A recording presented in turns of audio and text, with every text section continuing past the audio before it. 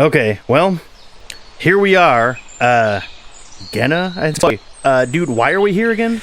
We gotta rescue Coolerbot, man. He got all whoppered up by some living vine root branch thing. Hentai tentacles, got it. Hey, think that monkey lizard guy over there has seen him? I mean, he kind of looks like he's been hanging out around here. I don't know, maybe he knows something. All right, first of all, I've seen a lot of hentai tentacles, and this did not look like the ones I'm used to seeing. These were a lot more dangerous. But anyway, let me go check it out. Hey, little dude, have you seen a robot running around? He's got a big water jug for a head, long, luscious legs. He's obsessed with hydration. Bad H2O themed puns. He wears a French maid outfit sometimes. I mean, maybe in your private sketchbook, I guess. Oh, look, you scared him off. How are we ever going to finish our story about toxic masculinity and found family now without the all-important third part of the trio? Well, trio means three. You can't have a trio with two. Wait, dude, shut up. Look at that. Is that legs? Like robot legs just walking around by themselves? Hey, it's a robot too. Maybe they'll lead us to Coolerbot. God damn, imagine if Coolerbot had gams like that. Ooh, la, la.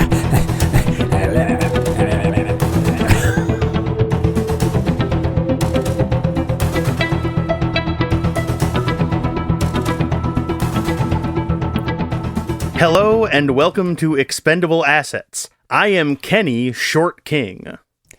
And I am Manosphere Synth Bob. And we're just a couple of immortal heads reattaching themselves to the body of the Predator franchise. So, Bob, how's it going? TBH, it's going okay. Okay, well, I mean, it's worse than going bad, I guess. Sorry, it's better than going bad, I mean. And I'm sorry if you hear a cat yelling in the background. He is upset with me for some reason. I'm pretty sure he's like always upset with you for some reason. I don't know what it is. He started attacking my legs today. Oh, nice. Hell yeah. Gotta attack something, I guess. Yeah, and I don't fully understand why. He's new to us as a cat. Gotcha. He's been a cat for a while, but he's new to us as a cat. Fair. Not new to being a cat. Yeah, I got you. And so we haven't picked up on all of his mannerisms, but he does like to stand silently next to you and then without warning attack and bite your legs. Very cool. Very good stuff. Love it. Nice work. Nice work, cat. Nice work, cat. What's up with you? Very little. I've been going to work. I've been playing a lot of video games. I've been trying to listen to more music lately. And okay. What? Name something, because I need new. Well, I finally, after like over a year, got around to listening to the new Linkin Park album. Finally. Okay. Thoughts? I was never a Linkin Park fan, so I don't really have a reference point. I was a huge LP guy back in the day. They were my boys up until their third album came out, which kind of stinks. And then so I drifted away from them and started listening to other stuff. But their first two albums are effectively bulletproof to me. And, this is the first one they made with their new singer. And at first I was kind of like, but after I listened to it a couple of times, I started to go, oh no, actually there's some really good shit here, actually. Like, I mean, it's one of those things where if you didn't already like them, this isn't going to convert you. But if you did already like them, this is a very solid entry into their catalog. Interesting. Okay. I've heard a similar sentiment towards the new stuff. Yeah, there's a couple of songs that I'm not a big fan of, but like that's also basically every single album ever made. Almost every album I ever listened to has one or two songs on it that I don't really like that much. But like for being a like 38-minute long album or whatever, considering how short it is, a surprising amount of it is like actually pretty good, to be honest. 38 minutes. That seems good for like an LP. What's the track list look like? It is 11 songs, but damn, that's Rain and Blood territory. And it's actually technically only 10 because the first track is one of those like 20-second long intro tracks. It's just like a sound effect, and then it goes into the first song, which is actually track 2. So okay. Yeah. But yeah, like I said, I liked it. I thought it was good. It's not my favorite album by them, but now that I finally got around to listening to it, because like I was one of those guys where like after Chester died, I couldn't listen to Linkin Park anymore because just like hearing his voice made me feel bad. But like after a while, it was one of those things where I finally like there was enough distance from it that I could go back into it, and I started listening to Hybrid Theory again, and I was like, still fucking bangs. And so I finally decided to just pull the trigger and listen to From Zero. Pretty good stuff. Okay. Eagle-eared listeners may notice that that someone is missing. Who? Neal's not here today. He sure isn't. He was pronouncing Yautja wrong consistently, and we had to say, Neal, you're not allowed to do this episode. Yeah, he kept on insisting it was not pronounced Yautja, and we were like, you know what? You're fired, dude. You're not even going to be on this one. Yeah, so that's why it's the gruesome twosome as the fans have come to call us. That is correct. That is precisely what they call us, and they say that all the time. YouTube comments, I've got to put a filter on it because it's kind of clogging them up. But today we are talking about 2025's Dan Trachtenberg directed, Dan Trachtenberg a story, 20th Century Fox produced, 20th Century Studios, sorry. 20th Century Fox is no longer a thing, correct? Yeah, it's just 20th Century Studios now, yeah.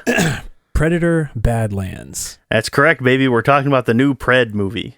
I don't recall. You have seen limited numbers of Predator franchise? I have seen Predator. Okay. The original one with Arnie. Yes. I have seen the first roughly 20 or so minutes of Predator 2. Okay. But I didn't get any farther than that. I have seen Predators, the one with Adrian Brody. I have not seen The Predator, the 2018 one with Olivia Munn and Thomas Jane in it. The Shane Black one. I have not seen that one. Okay.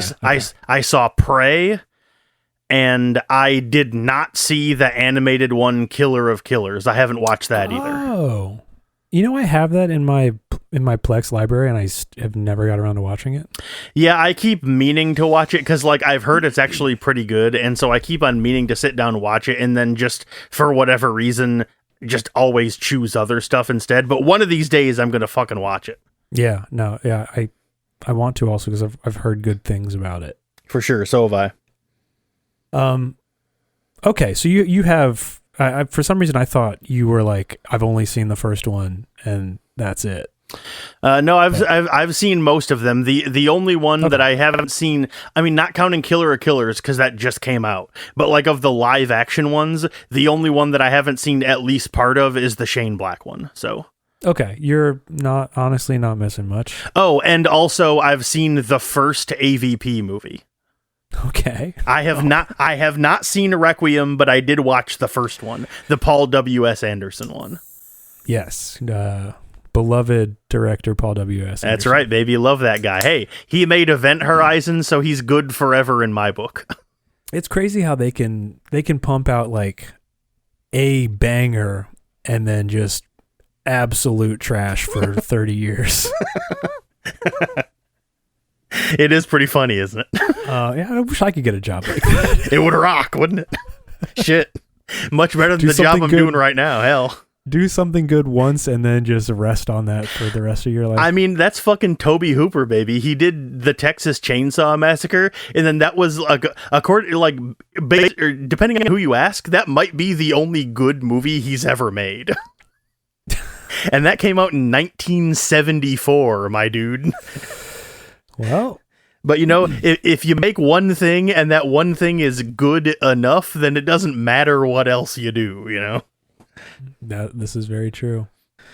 I guess this has turned a profit, though. We're looking at as of right now, $137 million worldwide against a $105 budget. So, And it's doing something. As of this recording, it has been out for just less than 2 weeks. It's been out for like 11 or 12 days or something like that. Okay. I'm pretty sure. So I'm not sure how you want to structure this. All right. But just from the top down, what is your impression after seeing it? What positive or negative? Just before we dive into it. In one word, my opinion, I would say it is positive. Interesting. Okay. All right. I was feeling extremely negative about it. I had a feeling you did. Like when you said last night, you're like, I have so much to say. And then as soon as I said it was positive and you were like, interesting, I was like, he hated it. Got it. Well, I want to be careful about saying that I have a lot of negative things to say about it, because when I was just kind of doing some other research on, what other reviewers had felt about it. Mm-hmm. Every single one that gave it a negative review was like, it's gay propaganda. Yeah, it was like an incel guy. Yeah. Yeah, it was all incel like film reviewer guys, and I was like, oh no, yeah, I don't want to be agreeing with them. Believe me, I know that feeling, because I was not a huge fan of The Last Jedi, but I actually disliked it for like legitimate actual reasons. But online, the only people that didn't like that movie were like woke is gay type guys. So I hear it. Yeah, I know what you're talking about. Don't worry. Yeah, I mean, it was fun to watch, but I have a lot of problems with it. Mm-hmm. So, as speaking of which, as far as like how you wanted to structure this, I mean, every time we cover the general rule for this show is anytime we cover a movie, we talk about it acting under the assumption that the listener has already seen the movie. So It can just be kind of like a free-form, flowing conversation, talk about whatever you want in whatever order you want. You can jump around, just whatever comes up, it's fine. Okay. I'll go over my positives first. Mm-hmm.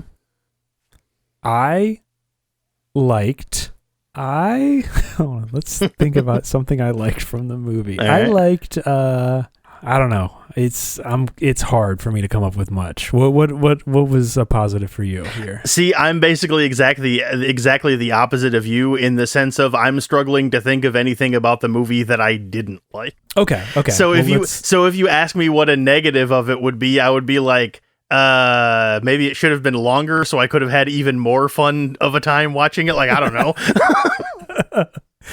Okay. Big problem I had. All right. I didn't think Deck is our main character predator. Yep. Yautja. Yep. And I'm not even going to try to say it like Neal was saying it. Yeah, he would normally say Iwatya, and it's like, no, man, Dan Trachtenberg locked it the fuck in. It's pronounced Yautja now. Yeah. Yeah. I would say that Deck is not charismatic or likable in any kind of way. Mm-hmm. He's a little too, I mean, ironic, but he's a little too robotic. All right, fair.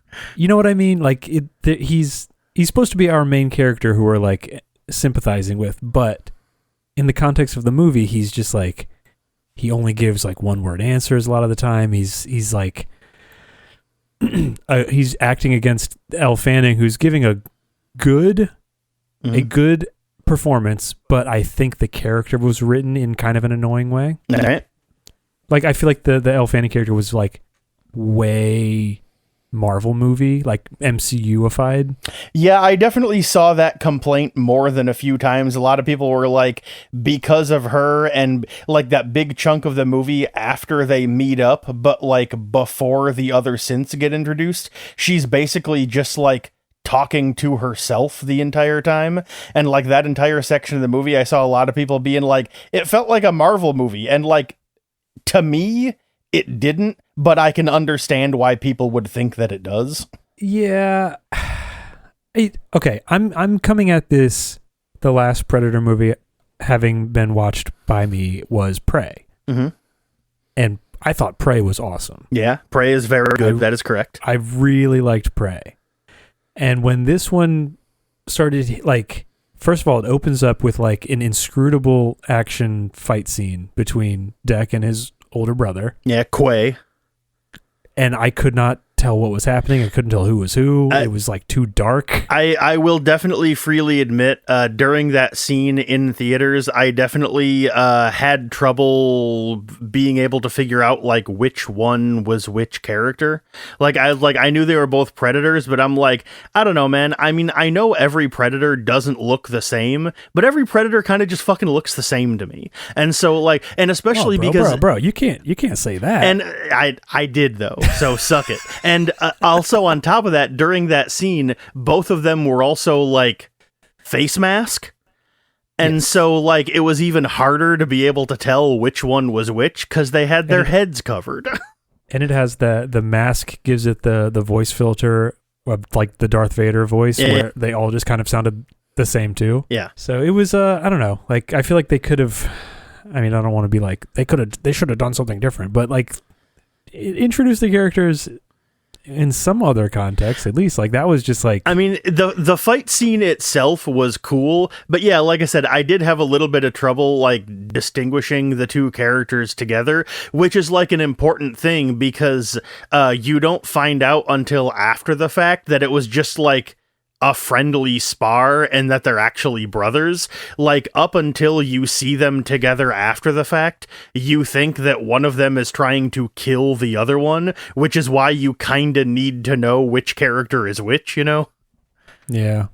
I don't have a huge problem with okay, so after they do their pitch black fight scene, then I guess they get on a ship and go somewhere else. This was kind of like also a little inscrutable on what the sequence of events was at the beginning. Yeah, like they're fighting in like this big, it looks like an underground cave, but whether it's actually underground or not is irrelevant. That's what it looks like. And then they go back to what I believe, I want to say it's Quay's ship, I think. But I think so too. But I'm not sure. And then they go there and they discuss for a little bit like how they're brothers, and then like we have like a little bit of a bonding scene to show that the two of them like love each other and get along and like are like close, like important family members. And then their dad shows up, and then everything kind of goes downhill from there. Yeah, I mean, look, I say this every time I drop into one of these rants, I have to preface it by saying I don't want to sound cinema sins, but there has to be some level of cinema sins for me to be okay with the plot. You know what I mean? And this one just seemed like if he's sent by the father to, long story short, Deck is the runt. Yes. He's the weak part of the clan. Yeah, and everyone but his brother hates him. Yes, and he's the older brother is sent on a mission to kill him, to call him from the clan. I don't know why they go somewhere else to do this and then takes them back to the home planet. Like what did he think was going to happen when they got back? Like their dad mentions at one point that he's like, I thought I told you to kill Deck in his sleep, and the brother's like, yeah, bitch, I'm not gonna fucking do that. And so the dad gets mad and he's like, oh, if you're going to protect a weakling, then you too are weak. And then the two of them start getting into a fight while Deck gets locked into the ship. I was going to say accidentally, but Quay does it on purpose. Yes. And so the brother and the dad fight, and then the dad cuts the brother's head off just as the ship flies off. And this is the reason it's flying off is because it's like auto-targeted to go to this planet that like Deck decided he's gonna go there to do like his hunt, that when he completes the hunt, they'll like let him join the tribe. And like he was about to do that when the dad shows up and kills the brother and all that. And the thing that gets me is like you said, it's like he sent him on this mission and then the brother decided not to do it. But like, why didn't the dad just fucking do it then? That, or I mean, like he had to have known, like, oh wait, when we get back to the home planet, when we get back to the village, like we're gonna have some explaining to do. Yeah, the dad at the very least. Yeah, the dad's gonna be real fucking pissed if you come back with me. But like, yeah, the dad is like, Quay, why didn't you kill him in his sleep like I commanded you to? And he's like, because I didn't fucking want to, you know, because he like deserves to try or whatever the reasoning is. And I'm like, why did the dad fucking wait until he was an adult to kill him anyway? He's been the runt of the litter his entire life. And like, Right. two, if he wanted him dead so bad, you're like the chieftain of the tribe. Just fucking do it, man. What's the problem? Yeah, it is to say that they try.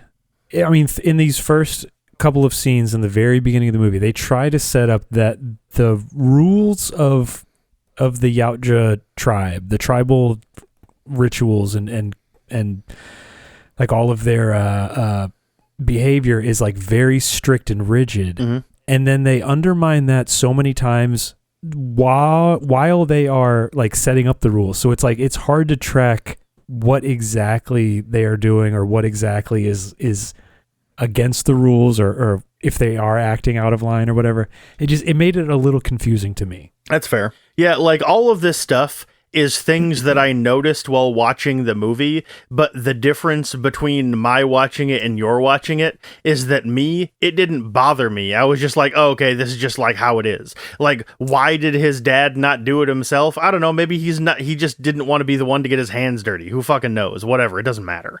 And anyway, and so like I was watching all this stuff going, yeah, sure, fine, whatever, who cares? And whereas you're like, what the fuck? Harumph, crossing arms, you know?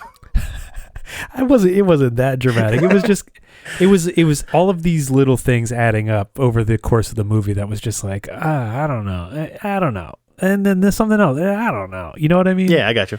Yeah, and I should clarify real quick that, like, the fact that you didn't like this movie, I don't want to say I don't care, but I mean that in the sense of it doesn't bother me. I'm not, like, offended or upset that you didn't like it. It's fine. It's just a fucking movie. Who gives a shit, you know? So feel free to be as mean about it as you want. It's not going to, like, make me be like, oh man, maybe I should hate it or like feel bad about liking it or whatever. It's fine. I don't care. So you can go in on it if you want to. I don't mind.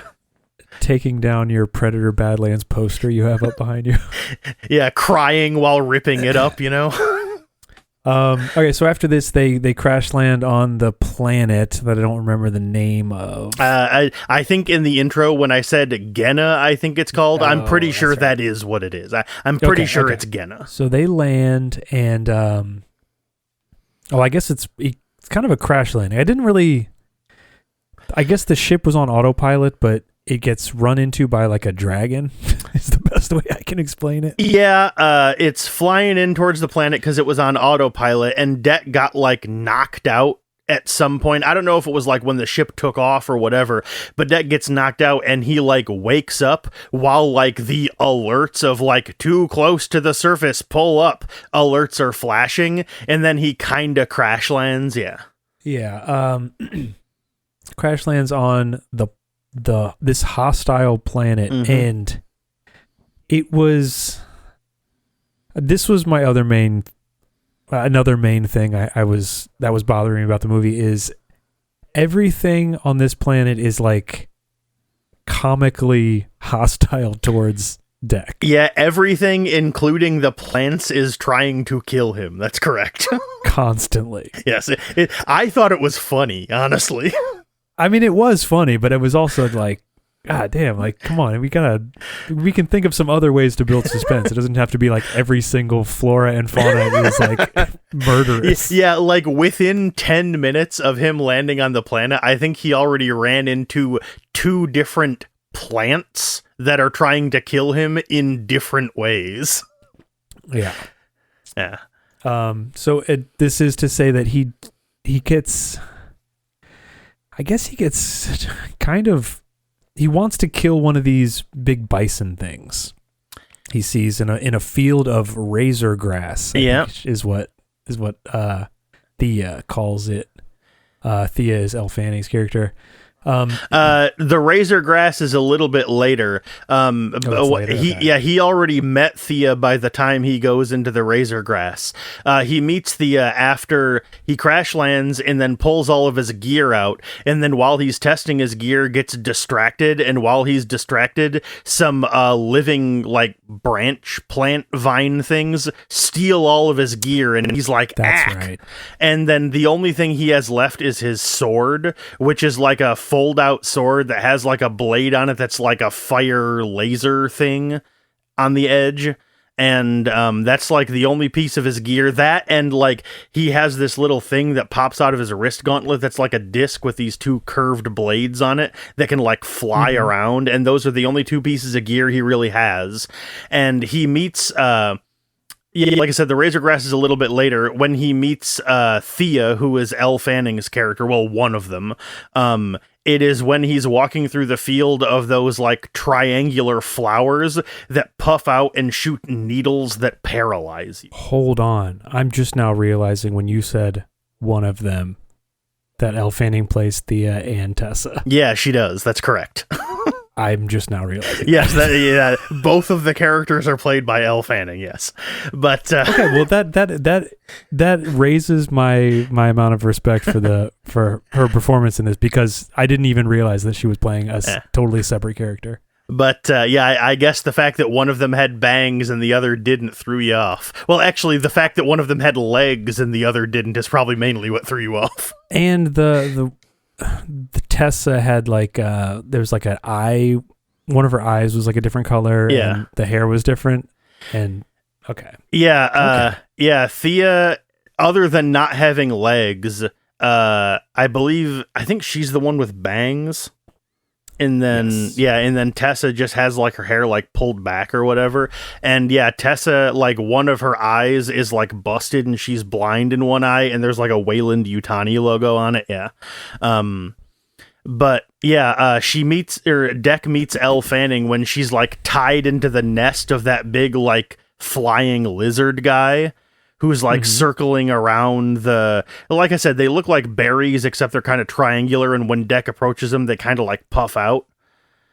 And she tells him that if he gets hit by one of those needles, he'll get paralyzed, and then that big flying lizard will come down and eat him. And so, long story short, Deck does get hit by one of those needles and does get paralyzed, but before he fully passes out, he's able to launch the little disc blade thing from his wrist close enough to Thea for her to be able to cut herself out of the nest, and then jump down and like manage to like, administer the ointment and rescue him and everything and pull him away before the flying guy is able to eat him. Yeah, this is where we find out that Thea does not have legs because she is a synth who was damaged badly in an attack by the Kalisk, which is the creature, the very same creature that Deck is here to hunt. Yep, and it looks like a big... I don't even know how to describe it. It's like a...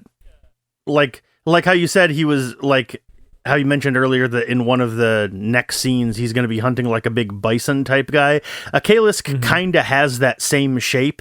It's like four-legged and has like a big tail, head and front and everything, but it's a lot weirder looking than that, as it turns out.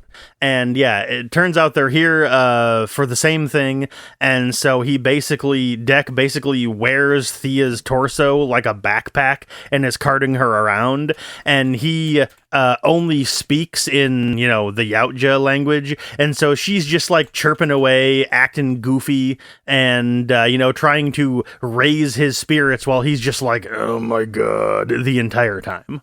Yeah, this is where a lot of the MCU quippy humor comes in, and really, like, I don't want to say disrupts the vibe of the movie, but it's played extremely serious for the first 30 minutes, and then it turns into like slapstick buddy comedy for the next 30 minutes, and it's a little jarring.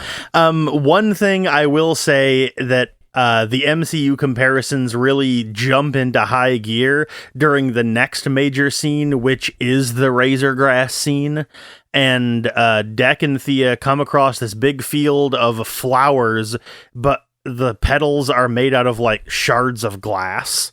And so when he walks into it, it like cuts him and he goes, ow. And there's these big, huge bison looking creatures stomping around, and he goes, aha. And so they basically get attacked by one, and he's about to get his ass cut up by the razor wire when this little creature that looks kind of like a halfway mix between a monkey and a lizard shows up and starts following him around, and then eventually helps him escape from like this big bug that comes down from the forest to like attack him. And this character is eventually given the name Bud, and this character is really like when the MCU shit starts to show up, because now we have like a cute little Grogu style animal creature running around with him that can't talk, and he's like cute and chirping, and everyone's like, hey, look at the new guy, all right. He literally has like a little animal sidekick. And so when that happened, Bud rocked. I thought she was great, but once Bud showed up and then after the movie, everyone was like, oh, such a fucking MCU movie for Predator. I was like, okay, I can kind of see that. Like, now that I know who Bud is and like what their role is, like just their existence in the movie, that was the part that I was like, I will concede that is a little MCU-y. Well, it's a little Disney-y, I should say. It's a little Disney. It was giving big time like new Star Wars vibes. It was. Another thing that it felt to me like lazy writing, and I'm only recognizing this as lazy writing because it is something that I would write. But every single thing he interacts with in this world is like becomes a Chekhov's razor grass or Chekhov's bud or Chekhov's like exploding caterpillar. Yeah, that's true. Like everything that we see as an audience is like, okay, remember that because he's going to use it later. Yeah, it comes back up and becomes important later. That's true. That does in fact pretty much happen. It just felt a little too like paint by numbers for a script in my opinion. That's fair. I mean, not that I'm like a writer of any means, but it's something that I would do, and I know I'm stupid, so that's fair. All right. Yeah, I mean, I see your point, and I understand why you would think that. It's just, again, at the end of the day, that shit didn't bother me. I just thought it was fun, you know? No, totally fair. Totally fair. It's all good. I mean, I'm picking on the movie because I'm comparing it to Prey, which is the last one I've seen, and that I feel like artistically was just like a much better movie. But this, I mean, it's still a fun watch. It's just, I mean, I will say that, I mean, I did really like Badlands. Like I said, I was hooting and hollering pretty much the whole time, and I was walking out of the theater going, damn, what a fun movie. But like, I think Prey is a better movie. Like, at the end of the day, I will say, honestly, I think Prey is probably my favorite Predator movie. And it's like, I do think it is a better movie than this is. Like, for sure, like, full stop, Prey was better. For sure. So this is where we find out he gets attacked at this point. No, he doesn't get attacked at this point. They finally kill the big bison thing. Yeah. They have some buddy comedy. Yeah, while like they're searching for the Callisk layer, I think. The Callisk layer. Okay, yes. I think that's what they're doing at this point. Yeah, that was another part of just like, there was long stretches of the movie where I was just like, I'm not sure what they're doing right now. Like, I understand that they're traversing the landscape to get somewhere, but I'm a little unsure about what they're actually doing. I think around this point is also when we find out that Thea has what Deck eventually refers to as a sister, but like it never occurred to Thea before that, oh yeah, I guess we are kind of sisters. But like the way she describes it is that they're like two robots in two like separate synth bodies that kind of like share programming and are two halves of one unit. One of them, Thea, stays in the lab and analyzes everything, while the other one, Tessa, is the field agent and goes out and gathers the stuff that Thea like studies. And then Deck's like, "Oh, your sister," and Thea's like, "Oh my god, fuck, I guess she is a sister, isn't she? Holy shit, I have a sister." So prior to this, when she's talking about it, it sounds like this is a love interest. Yeah, and I was kind of hoping that it would go that way. I was like, "Oh, are they going to be, brave enough to do a lesbian relationship as a main plot point of this movie?" And of course they didn't. Yeah. They went the coward's way and said that they were sisters instead. The coward's way. I mean, obviously they wouldn't have gotten it to release very well in China if they Sure. I just also find it funny. Well, I was going to say, what I was about to say was, I find it funny that you're like, "Oh, are they going to do a lesbian relationship between two characters that are played by the same person?" But then I remembered that you didn't even know they were played by the same person, so that wouldn't matter. I'm a little embarrassed that I did not pick up that they were the same person.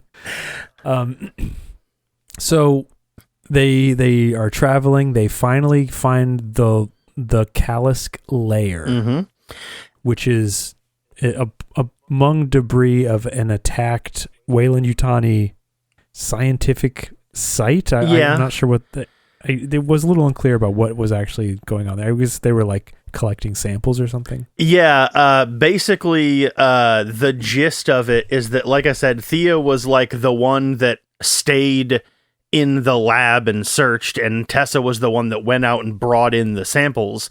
And then Thea convinced Tessa to take her out on like a mission out to the field, and this mission happened to be the one to go and collect the Kalisk, which is why they're there. And then they go and meet the Kalisk, and then the Kalisk rips Thea in half, because when Deck and Thea and Bud get there, like, Thea's legs are like still there, and she goes, "Aha!" And so she has to go and set herself up to try to like reattach her legs, while Deck is like, "All right, time to kill this mofo." And so, yeah, that's why all the Weyland-Yutani like stuff is around, because like, as we find out a little bit later, it's not just Thea and Tessa. There's like a whole squad of Wei-Yu synths that got sent, and they were like a search party that were sent here to bring in this xenomorph specimen. Xenomorph lowercase x, because that's what they call aliens, lowercase a aliens in the franchise. Like they just call them XX whatever. And yes. And they were sent here to bring in the Kalisk, and then the Kalisk rips Thea in half, and then her top half got, taken away by that big lizard guy, and then that's when Deck found her. And so, yeah, that's why there's all this Wei-Yu, like, research stuff littered around, because they went in to try to, like, capture it and bring it back, and it fucking didn't work, I guess. So then there's a big fight scene of Deck fighting the Kalisk. This is when we find out that the Kalisk is hard to kill because it can regenerate its limbs. Yeah. Including its head. Yeah, earlier on in the movie, when one thing we forgot to mention is that when Deck and Quay, Deck's brother, were discussing where Deck wanted to go to, like, do his hunt, he saw a place, and Quay's like, no, you don't want to do that. And he goes, no, fucking tell me what the deal is. And Quay basically says, like, it's this monster that can't be killed, and it's, like, so terrifying that, like, even our father is afraid of it. And he goes, aha, so that will be the thing that finally will earn me his respect. I'm gonna do it, and locks it in. And then we get there, and Deck starts fighting the Kalisk and finds out the hard way why this thing can't be killed. Even when you cut its head off, its head just reattaches to its body and brings it back to life in a matter of like 5 seconds. We also find here, Tessa finds her legs. Sorry, Thea finds her legs. and attempts to reattach them unsuccessfully. Yeah, just there's actually another comedy bit that this movie has a lot of comedy bits where Thea is about to get her legs reattached, and then just as they're about to like the sewing is finally being done, something, it might have even been Deck, gets blasted through the side of the wall and knocks her legs off again, and she's like, "Oh, rats," or whatever, and then it just like cuts back to the rest of the scene. She looks at the camera and goes, "Really, dude?" and then crosses her arms. That just happened.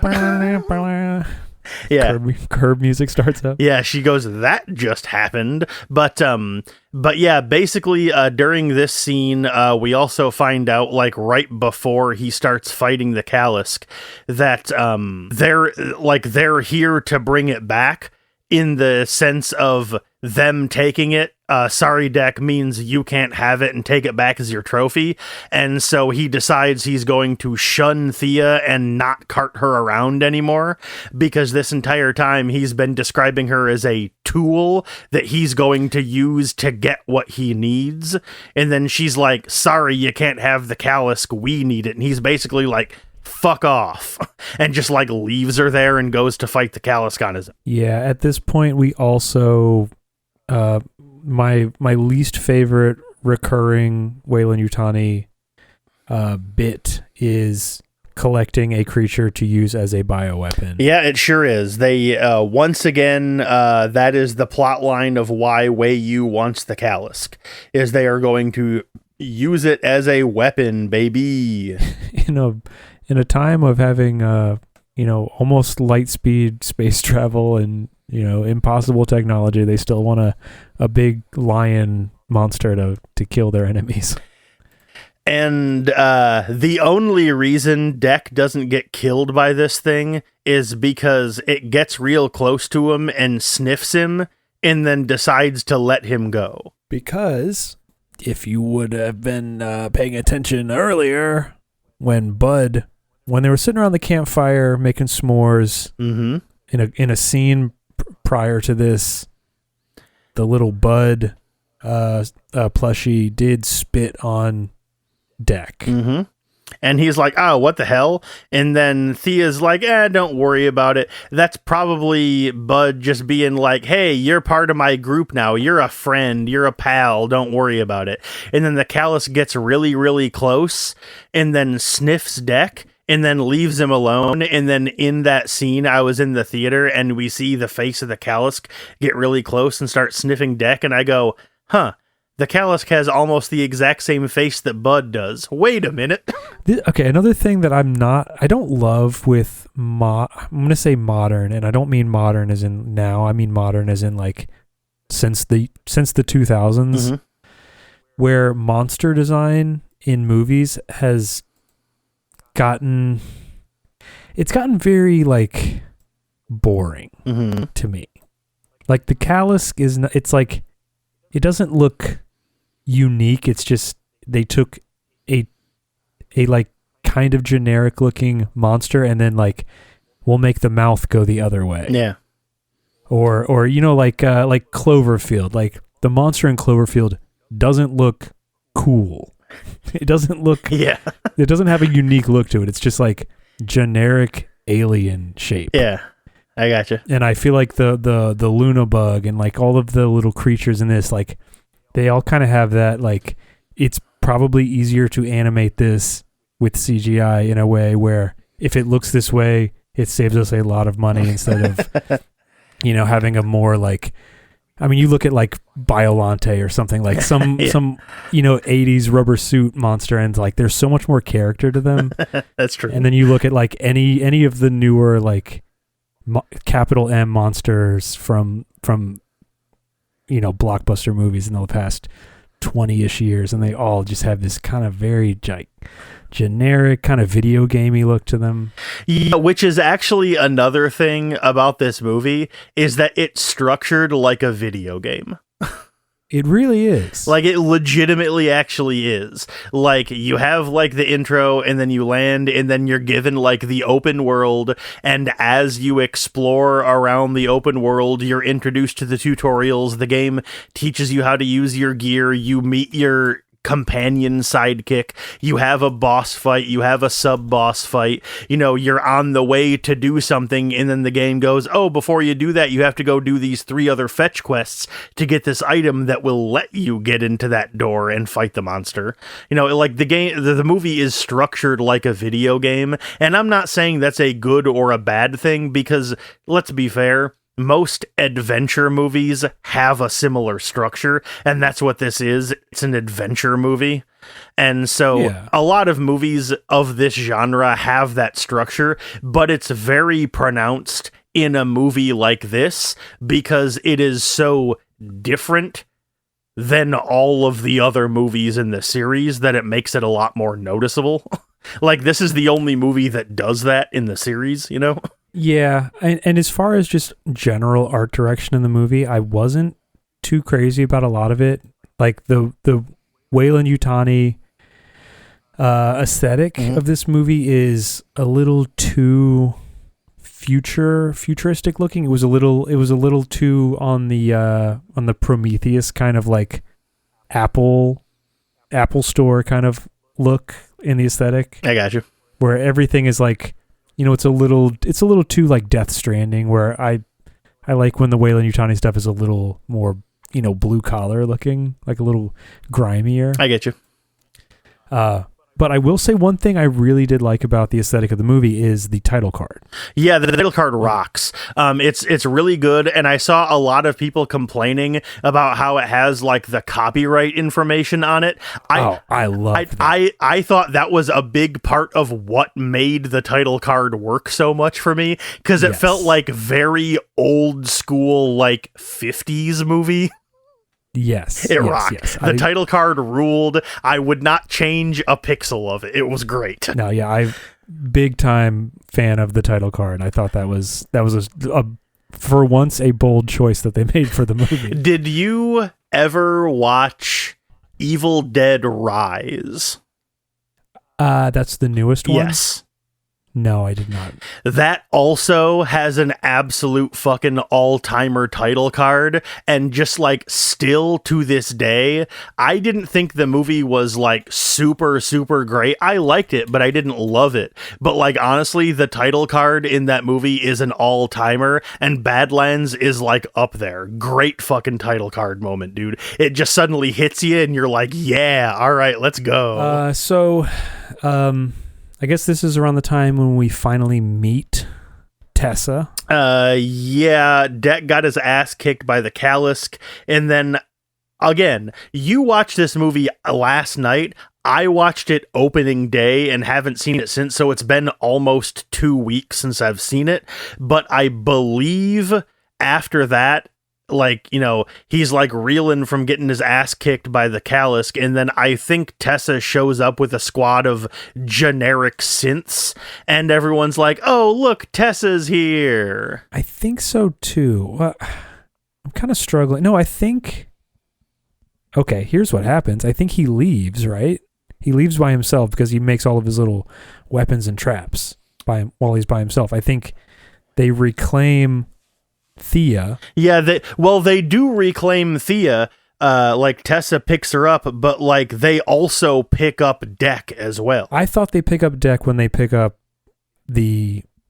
Oh, that's right. While they're doing their fight scene, while they're doing their big boss battle, they show up and they freeze the Kalisk. No, because when they leave with Deck and the Kalisk in transit. At the same time. Let's see. I'm looking it up because I'm actually trying to remember. Yeah, Deck ignites an oil spill, attracting the Kalisk. They fight. It regenerates. Yeah, then the Wei Yu team arrives and captures Deck and the Kalisk, intending to hold them for study. So yeah, they basically, I don't remember how they knock out Deck, but they do, and they manage to subdue the two of them and bring them back to like their Wei Yu research facility, and they're planning on, I think, just killing Deck, because like he was, you know, not part of the original plan, but Thea's like, wait, no, don't kill him. You can probably figure stuff out by studying him, and Tessa's like, come on. I think in one of the Tessa scenes where she's talking to Mother, that she says there's a Yautja that's that's right, accompanying it, and they're like, yeah, bring that. Yes, that's right, because I totally forgot she was talking to Mother. That's right, that is what happens, because Tessa's like, yeah, there's a Yautja that's also trying to kill the Kalisk, and so Mother's like, yeah, bring him in too then, that's fine. And yeah, Thea's role is trying to convince Tessa to let him go, not to keep him. And she's like, no, I'm pretty sure I was told to keep him, so I'm gonna keep him. And so they try to hatch a plan for to release Deck, but he doesn't want to because he doesn't trust Thea now that he like knows she was there to like take his kill, you know? And so she's trying to be like, no, dumbass, I'm trying to fucking help you. And he's like, talk to the hand. I will say that also, okay, so Thea and Tessa are played by the same character. All of the other synthetics on the base are all played by like Proud Boy looking actor who I don't know the name of. They sure are, aren't they? A lot of like pomade, fade, haircutted. Yeah. Generic white guy. To be honest, this is my turn to pull out this line. So generic that I didn't even notice they were all played by the same guy. I just saw generic white guy and went, sure, they brought in a bunch of generic white guys. All right. So those are kind of those are all the red shirts that are disposable for, yep, you know, whatever fight is the climactic fight of the movie, whatever that's going to be. That's right. Which we get to shortly thereafter.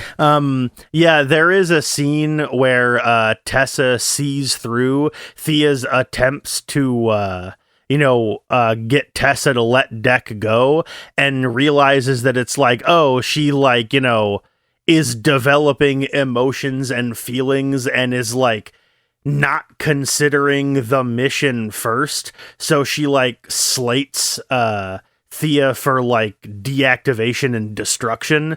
And so I want to say that might be the reason that Deck like that. I think that's the thing that convinced Deck like changes his mind and like decides to like listen to her to be able to get out, but I don't remember for sure. I think that's right, which also felt like a little too on the nose of Tessa and Thea's relationship and the Deck / Predator clan relationship of like, oh, they're the weak ones, they need to be removed. Yeah. And so he decides, because like Thea gets taken away and he like escapes off of the like train or tram or whatever it is that they're piloting through the jungle. He like manages to jump off of it and just like escapes into the jungle. And so they lock up Thea's body because again, she's still only a top half at this point. So they lock her up with the intention of destroying her, and they have the Kalisk locked up and they're going to like take that away. And so Deck decides that he is going to rescue both Thea and the Kalisk. And so this is when we have the gearing up montage that brings back all of those Chekhov's items that you mentioned earlier. Yeah, he does suit up in his like primitive weaponry. Yeah, because again, remember all of his normal gear got captured by those vine things earlier, so he has to invent more gear on the fly. And his idea is he's going to storm this research base and release the Kalisk so he can kill it and... well, kill it at first until he changes his mind to decide to release it for a different reason, and rescue Thea. So yeah, he gears up and then goes in there, and then turns out that Thea's legs are still alive and kicking, no pun intended. because Thea's top half is like locked in a box, and then while Deck is going around killing all of these identical Proud Boy synths, Thea's legs just like by themselves start showing up and kicking these synths' asses like along with him. This is the first time we see Chekhov's power loader. Yeah, it sure is, because which is an updated version of the Aliens power loader. Yeah, Deck eventually gets Thea out and manages to reattach her back to her legs so she's whole again. And they also release the Kalisk, which by this point, he doesn't want to take it as a trophy anymore because he finally realizes that the Kalisk is like Bud's mom. And so he's like, oh, I'm not going to kill my friend's mom. And so he's going to release the Kalisk just so like it can be free and the two of them can like get back or like be together again. And then Tessa's like, actually, fuck that. And so she climbs into a big power loader and she's going to use it to kill both the Kalisk and Deck. This just reminds me of how cool the power loader is. That's stuck with me since I was a child. Yeah, it is a pretty fucking cool. It is a pretty fucking cool piece of machinery. One other thing that I forgot to mention is that earlier on, Thea and her team came across Deck's ship and gathered up some of the leftover stuff. So when they are fighting Tessa in the power loader, she has the Predator shoulder cannon mounted to the power loader, and so she's using it to try to kill all of them while crushing them. I guess that's fine. Yeah, it's fine. And they actually eventually do end up killing the Kalisk, like, as far as we know, permanently, by Deck convinces the Kalisk to, like, break into the power loader and eat Tessa. And then Tessa, I don't remember how, I think it's through, like a string of, like, grenades or whatever, freezes the Kalisk from inside and then shatters it to pieces. Yes, and that is correct. Yeah, that's how she finally kills the Kalisk. But then, if I recall correctly, I think Bud then immediately kills Tessa. Yes, because I know Tessa dies. I think it's Bud that kills her, which kind of undermines the end of the movie when Deck shows back up at Predator Camp. Yautja Prime, yeah. And goes up to his dad and tosses down the skull of Tessa. Yeah. The robotic skull, and presents it as if it is a trophy that he, procured himself. Which, yeah, like I liked the idea in theory, in that like he went there to kill the Kalisk, but like Tessa ended up killing the Kalisk, meaning that she's even more powerful than the Kalisk. Yeah. And so like I liked the idea of him showing up with her skull to be like, bam, something even more powerful. But like, bro, you're not the one that killed Tessa. I mean, like one of your friends did, like a member of your found family clan did, but like that doesn't count. You're not the one that did it, dog. You got the assist. Yeah, that's right. Also, it's far less impressive to throw down a little, a little palm-sized skull instead of a giant monster. It is. It was very funny, and like I did appreciate how like he did that, and his dad's like, "What the fuck is that?" And he goes, "It's my trophy." And his dad's like hell it is. Because like me, if I were Deck, I would have been like, look, I know I was sent to kill the Kalisk, but this thing is more powerful than the Kalisk, so this absolutely counts. But like, since he didn't say that, since he was just like, this is my trophy, bitch, give me the fucking cloak. And it's like, since he didn't explain how like it should have qualified, I'm like, yeah, no wonder your dad didn't fucking believe you, dumbass. Come on, dog. Yeah. Anyway, the two of them get into a fight and Deck kills him. And then because his dad's like, no, you are not a member of this tribe, you're going to die, pulls out his sword and activates his cloaking mechanism. And then Deck activates the exhaust from his ship to kick up a bunch of dust so he can still see his dad even through the cloaking, breaks the cloaking and then kills him, and then takes his dad's cloaking mechanism device and like adds it to his wrist gauntlet, and then now he has like the invisibility cloak like all predators do. Well, there is a post. Is it a post closing credits title card? Also, thinking about it now, I was wrong. Deck actually didn't kill his dad. Bud did, because like he gets him to submit, and then as his dad is sitting there on his knees, Bud comes up and bites his head off. This is which, true. by the way, a full grown. Yeah, well, he's not full grown, but Bud looks like a Callisk now, but he's not as big as the previous one. And also, Thea has her legs finally reattached, and so Elle Fanning can just like walk around normally now. Yeah. Anyway, him and Thea are like, all right, cool. Friend and family now, what's the deal? And then the credits start to roll, and then there's like 5 seconds of credits, and then it cuts back in with another scene of like all of the other predators acknowledging something behind Deck and Thea in the sky. And so they turn around and there's a big, huge, massive predator warship, and Thea's like, a gulp, what's that? And Deck's like, oh my god, my mom is here. And then it cuts to the rest of the credits. Setting us up for franchise capability. Yeah, pretty much. To be fair, thematically similar to how Prey ended, except Prey used the credits to tie up that story beat, whereas Badlands did not. I think Prey also like had likable characters where you wanted to see more of them.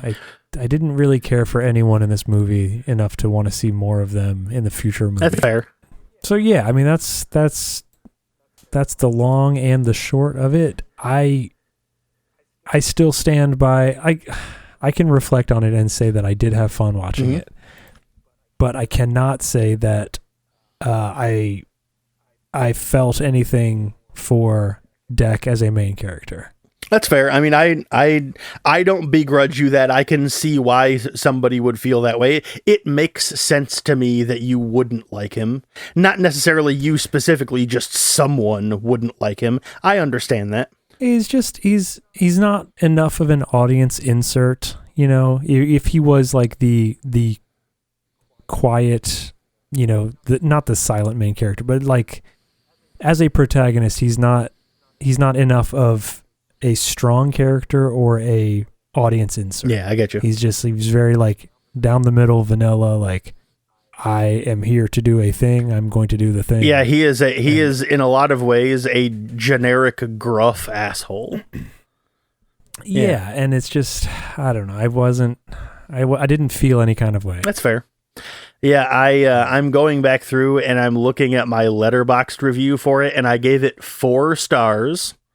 And I said, because, okay, listeners, in case you forgot or for some reason are listening to this episode without having seen the movie, Deck never speaks in English on screen. He only ever speaks the Yautja language. And when him and Thea meet, Thea is speaking to him back in the Yautja language, but then after like 2 or 3 lines of that, she switches to us seeing her speak English, and it is described in the movie as her just like going universal translator mode. And part of me was really wishing that they never did that. It would have been so fucking funny if this movie did not have any English in it, and all of the characters, all of the main characters were just speaking to each other in a non-existent language. That would have been so fucking funny to me, dude. That is pretty good. But yeah, let's see. I was hoping Thea never did the Universal Translator thing. Would have been really funny if they made a Predator movie with zero English. Anyway, I thought it was good. I had fun. It was a lot funnier than I was expecting. And one other thing that I forgot to mention is that, folks, despite this movie only being PG-13, it is the goriest and most violent movie in the series. But it's only rated PG-13 because none of that violence is happening to a human, i.e. none of the blood is red. So that's why it only has a PG-13 rating, even though it is the goriest movie in the series. Yeah. There is a scene during the big raid on the Wayu research facility where Thea's head one of Thea's one of the legs are unattached. It steps on one of the synth's heads, and you see the head actually crush and then explode.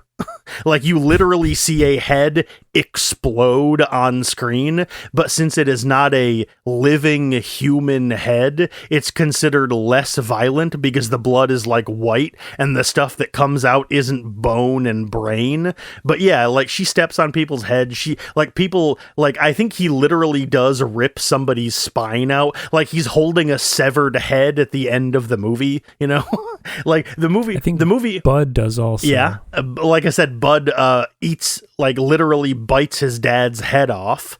The movie is insanely gory. It just doesn't seem that way because none of it is happening to a human. So that's why it got a PG-13 rating. Yeah. Which is very funny to me. Yeah. Did you feel like any of the comedy in the movie worked for you? How should I phrase this? None of the comedy didn't work to me in the sense of when I was watching it and they did a joke. There was no specific joke that made me go, God, that was stupid. I wish that wasn't in the movie. But most of the jokes I thought were, I thought the stuff was generally amusing, although very few of them made me laugh. But I didn't actively get mad at any of the stuff in the movie, no. So that's my problem with it then.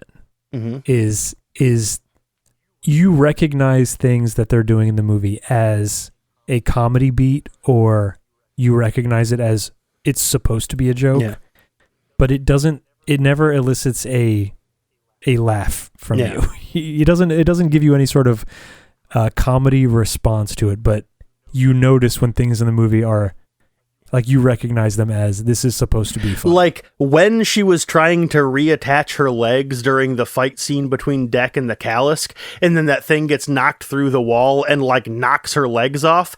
I actually did laugh out loud at that. That actually, yes. I did think that was legitimately funny. I agree. And I agree. She has one or two lines that, since it's been almost 2 weeks, I don't remember what those lines are. But there is one or two moments in the movie that there was some dialogue that I thought was funny. But yeah, most of the jokes were more amusing rather than actually laugh out loud funny. Like you said, I watch it and go, I understand that as a joke. My brain processes it is intended to be a joke, and I did find it amusing, but I just went, oh, okay, and then just kept watching the movie. See, that's okay, but that's the part that I find more offensive than if it was a bad joke and I'm groaning at how stupid it is. I would rather have that than the milquetoast, I get that they're trying to make jokes here. None of it is hitting at all. There is 2 or 3 lines in the movie that I would think are oh, that was funny. That was a clever line. That was a funny, good comedic timing on that scene or something like that. But when the joke hit to miss ratio is so high, is so low that at that point I'm just I wish they would. I got you. Yeah, that's fair. Again, while I didn't feel the same way, I cannot sit here and say that you are wrong for thinking that, It's yeah, man, I can see why somebody would find that annoying. And in all honesty, I probably should too, but I don't know. I just kind of found the entire movie charming and fun. So the fact that the jokes were more fun than funny didn't really bother me, because like the rest of the movie's pretty fun too. So sure, why not? Yeah. Like I think I was trying to say earlier, it was just the stacking of all of the little things that were starting to bother me, I think was what ultimately gave me I gotcha. the negative response to the movie. That's fair. I mean, yeah, I've since I liked the movie, and like like online, for instance, I will come across people that like it, and I'll be like, oh, that post was good, and I'll hit the likes on them. So the algo keeps feeding me more posts about how Badlands is good, and so I get a whole bunch of Badlands is good posts, so I only see the posts that are like, oh, this movie is great. But like, I'm sure there are a lot of people out there that didn't like it and think it is bad, and I can understand why people would think that. I mean, it is one thing, like I was telling a friend of mine earlier, is that of any movie in the series, this is the one that I most understand somebody would be like, this sucks and isn't a Predator movie, because okay, well, you got to see Predators then. well I have seen Predators. That was the one I've seen. The Predator is the one I haven't seen. Sorry, but that's what I mean. But Predator. Like, my point is that like everyone was all like talking about like how Prey, for instance, was such a big departure from the rest of the series, but like Prey is a normal Predator movie that just takes place in the 1700s rather than the 20th century. In basically every other way, it is a typical Predator movie. This is easily the biggest swing the franchise has ever taken, because it makes the Predator the main character, and we follow the adventures he goes on, and he is also the only Predator in the entire live-action series that has ever successfully completed his hunt. That's true. Yeah. I never realized I mean, like, you could argue that Deck is the best Predator we've ever seen in the entire series, because he's the only one that does it successfully. But that's beside the point I'm trying to make. What I'm getting at is, because they focused on him as the main character rather than the antagonist, it makes the entire movie, just from top to bottom, structurally different than any other movie in the series. So it is easily, and by a wide margin, the biggest departure the franchise has ever seen. So I can see why somebody would be like, this movie stinks, it's not a Predator movie, because it is so different than all of the rest of them in that one fundamental way. Yeah, and I don't think I'm even saying that it doesn't work as a Predator movie, because I think a Predator movie can be a lot of things. That's fair. I don't think it worked for me as a movie that I felt. I don't know what I'm trying to say. It was fine as a Predator movie, just judging by, like, obviously the ones that take place in the 80s and early 90s are a different vibe altogether than the late 2000s and the AvP movies. For sure. And the comic books even. Yep. I feel like the comics have a much different vibe. You know, there might be more along the lines of Predator and Predator 2, but that is to say that this, I think what felt off with this was how comic book movie it felt. That's fair. I mean, it is. That's the departure from the previous movies in my eyes. Yeah. Not necessarily the plot. It is more. Yeah, I mean, I don't want to say comic booky because you just said that. It is more like rollicking in that way than the other movies are, because, like, I mean, all of them are action movies, but most of them that I've seen, at least somewhat sort of kind of try to have like a few drops of horror movie in this. This movie is a fucking Indiana Jones movie. Right. I mean, it's not even vaguely trying to be even the slightest bit scary. And so that also, again, gives it a tonal shift that I can understand why people would not respond to when they see the Predator title on the screen, you know? It's closer to Deathstalker 2, Neal's favorite movie. Yes, of course. I mean, I haven't seen it, but I trust you. I think that's the main problem. My main issue with it is just that tonal shift. That's fair.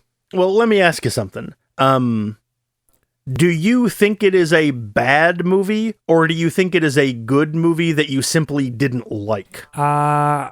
Do you think there is worthwhile stuff here, or are you just like watch it once and then just don't even worry about it? I think it is a... Okay.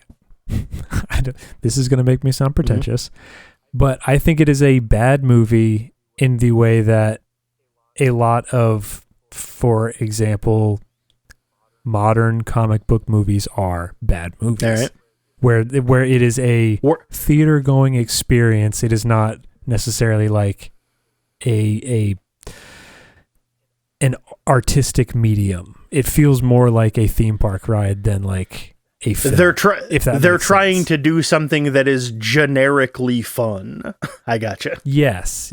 I gotcha. It feels more of like this is just a fun experience you have in the theater with your friends, and not necessarily like, will you watch this movie in 20 years and will it hit the same way that watching Predator 20 years after the fact hits? I gotcha.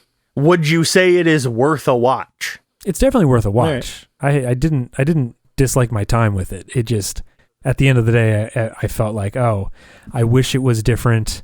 What we got felt very kind of boardroomy, very like we need to check a lot of boxes of like, we have to have, the Predator doing this. We have to have this amount of like comedy in the script. We need to have like these beats we need to hit.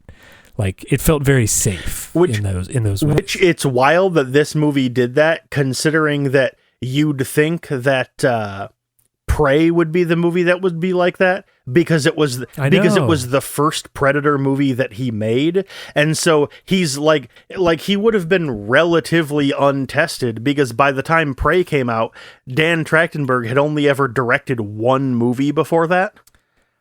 And so you'd think that Prey would be the one that would feel boardroom, because they were like, he's like a kind of untested director, so we're just gonna kind of make the decisions for him. And then after Prey comes out and he proves he can do it, then the next movie he makes would be the one where they would be like, okay, you can just kind of do whatever. But like, yeah, Prey was the one that was a lot less safe, so to speak. He was allowed to just make a Predator movie rather than just make like an adventure movie like this one is. So I wonder if Prey being a straight to streaming release was less pressure than a box office release. Good point. I didn't think about that. Yeah. He like absolutely popped with 10 Cloverfield Lane. Like people, that movie liked that fucking movie. rocks. I mean, the last like minute and a half of it sucked, but the rest of the movie is great. Right. So I can see that pipeline of like, oh, you did 10 Cloverfield Lane. We'll give you a decent budget. Kind of go wild with it. It's going straight to streaming. So if it bombs, whatever. Yeah, who cares? Like Hulu's still going to pay us for it. Whereas they have to put it in theaters. They have to do like, a crazy amount of marketing for it. They're going to be much more safe. They want it to be more like middle of the road blockbuster, because they're trying to make money on this the way they weren't with Prey. But man, that's my guess. I bet you they fucking absolutely regret not releasing Prey in theaters though, in retrospect. Didn't they do a limited release at some point? I know they released it for home video because I own the Blu-ray of it, but I don't remember if it ever came out in theaters or not. But I do know that Prey and Romulus were both intending to be streaming, and then Prey came out, and it was such a good release that everyone liked so much that single-handedly convinced Fox to convert Romulus to a theatrical release rather than a streaming release. Like Romulus became a theatrical movie because everyone was like, you should have fucking put Prey in theaters, dude.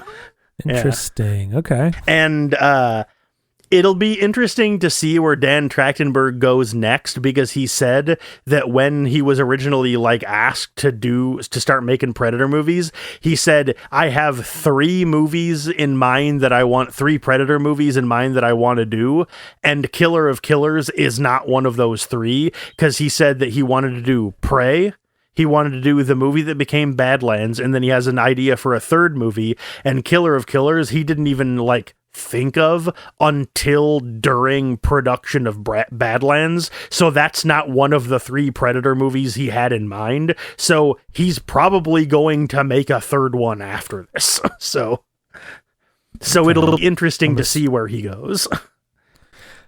Yeah, I mean, I'm kind of assuming it's going to be where the cliffhanger left us. Yeah, maybe. I mean, the original the original first idea he had for Badlands was it was going to take place during World War II and the Predator was going to be killing Nazis.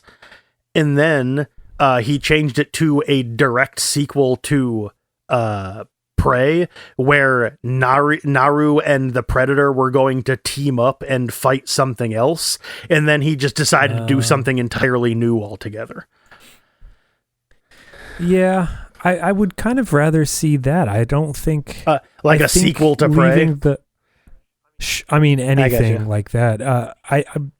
In my opinion, I think the Predator home life is like the least interesting part of Predator movies. I got you. Like I like the mystery there. I don't really care to see like, what the clan leadership structure looks like. Like that. That's not interesting to me. I like it fair. To just be, he's a hunter. He's here to get a trophy. Like that's fine. Yeah. I don't need to know more. That's fair. I got you. Yeah, I don't know that I have anything else. Do you have anything else you wanted to mention about Badlands? Not really. I think we pretty much covered every point I had. I'm sure I sounded like a pretentious loser. It's fine. I mean, I am what I am. You've been on the show like a dozen times or something. I'm sure they expect it by now. Oh yeah. Well, hey, I'll see it in the comments, I'm sure. All right, Bob, plug your shit then. All right, I do streams on Friday nights on Twitch, Respectable Street. I could do a podcast about video games with my friends called The Flock Podcast. It's hard to search for because a lot of Flock Podcast brings up church. Mm-hmm. It's not the church ones. If it says anything about video games, that's probably what it is.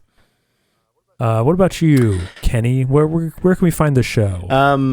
We're on Twitter. I run the Twitter account. It's at Crew Expendapod. We're on Blue Sky at Crew Expendable. Our Instagram and our threads have the same handle, at Crew Expendable Pod. Our website is crewexpendable.net. Our email address is mother@crewexpendable.net. Our YouTube page is youtube.com/@crewexpendable. And if you want to send us some money and donate out of the goodness of your heart, go to coolerbot.net. Speaking of which, we actually have a couple of new donors that I forgot to shout out at the beginning of the episode. Thank you to Scott and Stuart for your generous donations. Thank you very much. We sincerely and wholeheartedly appreciate it. Thank you. Thank you. I'll Venmo Neal to get a request for my portion of it. You got it. I just realized that since we're talking about a Predator thing, we don't normally say we wouldn't normally do the Stay Frosty because it's not from Predator. So now I don't know what to say. Hey, be a sexual tyrannosaur. Be a sexual tyrannosaur.